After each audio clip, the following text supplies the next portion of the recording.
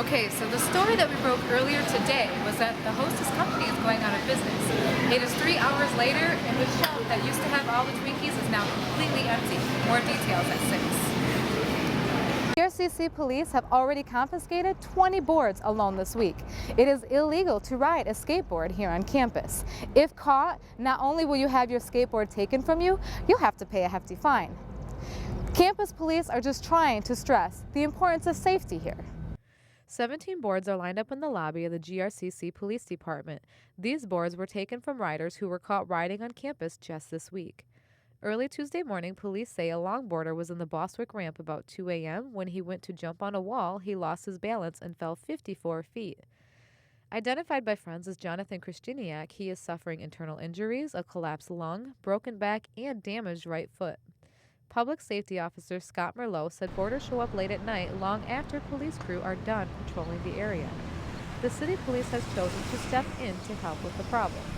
16 property damage reports have been filed since March, which cost thousands of dollars. Though the police can't confirm that these damages are related to the border activities, they do heavily coincide with the time the weather started getting warm. And that's the key also. We're not here, we don't want people here in the middle of the night that don't belong here. And the 16 incidents of damage is a good correlation or a good example of why we don't want people here at the middle of the night that don't belong here. Skateboarders can get their boards back once they've paid a $100 fine. If they are caught again, they will be cited for trespassing. In Grand Rapids, I'm Liza Parsons, Fox 17 News. According to the CDC, there are 77 million cases of food poisoning reported every year. You'll be surprised to learn that salmonella is not the leading cause. Tune in and we'll give you more details. Staff Sergeant Joseph Weems was excited about his scheduled return home and his upcoming wedding. He did come home, but sadly not in the way his family expected. A German newspaper reported he was struck by a train while riding his bike. Today, a community gathers to welcome him home. He was a really caring guy, and my sister started getting really close to him, so when I heard about it, I was like, tragic. Sure. Yeah, it's very sad. Former Marine Aaron Rappler said he brought his family to show support for a fellow soldier and teach his children the importance of patriotism and freedom. It's hard, but I know this probably means a lot to his family for support, so it's good to see. Hundreds of others lined 84th Street waving their flags and paying their respects as Weems' body was brought to Cook Funeral Home. Air Force Sergeant Weems leaves behind a fiancé, family, and friends. Funeral arrangements are being made, and we will post that information on our website, fox17online.com, as it becomes available.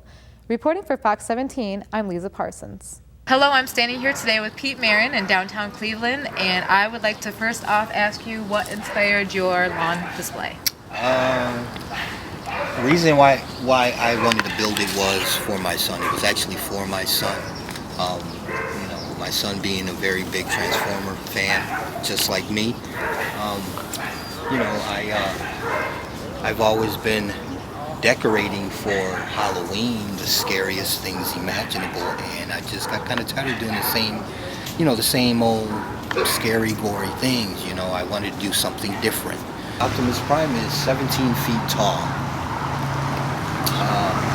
When Optimus Prime came out on the Transformer Halloween display, that's when everybody lost their minds.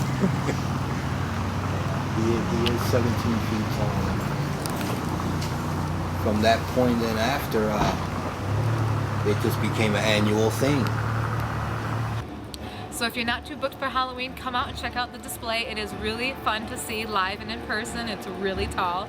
And if you are too booked for Halloween, do not despair, because the display will be up until the second weekend in November. So if you'd like to come and take a look at it for yourself, it is located at 4807 Wichita Avenue here in Cleveland, Ohio.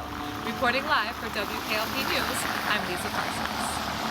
Sitting outside the meat market today, where we reported a fire earlier this week, we do have details on what caused the fire, and we'll also let you know about the produce booths that will be open throughout the weekend and how you can help.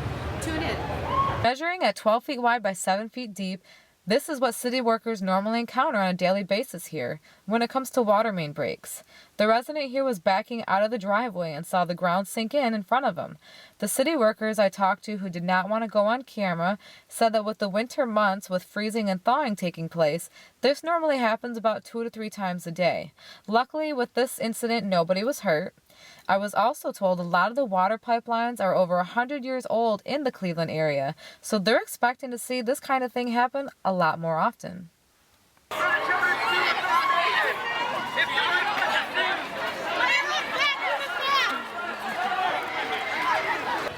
It's a lot of high energy. Everyone's just really excited to do it. It raises money. We're the second highest raising city in the nation, the world actually.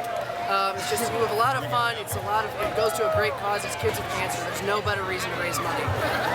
So the race is now ended. It was a mile in length total, and most of the people are warming up in the tents behind us. They're going to be celebrating through the rest of the day. They're feeling pretty good right now because the totals have come in at over 125,000, which is 3 times more what they originally asked for. Reporting live in Cleveland, I'm Liza Parsons. I'm standing in front of the West Side Meat Market today, and as you can see, the vehicles behind me are some of the cleaning vehicles that are used to clean up the smoke damage that was caused earlier this week with the fire. We'll have more details in the 6 o'clock hour. I was unemployed for 3 weeks. Yeah, it was horrible. I mean, it was just, I've been here 33 years, so not coming into work and not seeing my workers and my market family, it was not, I'm standing here inside the West Side Market, and if you look behind me, you can see all the vendors have been busy. They've been busy like this throughout the whole day since they opened this morning, since the fire took place about 2 weeks ago. We'll have more details coming up in the 6 o'clock hour.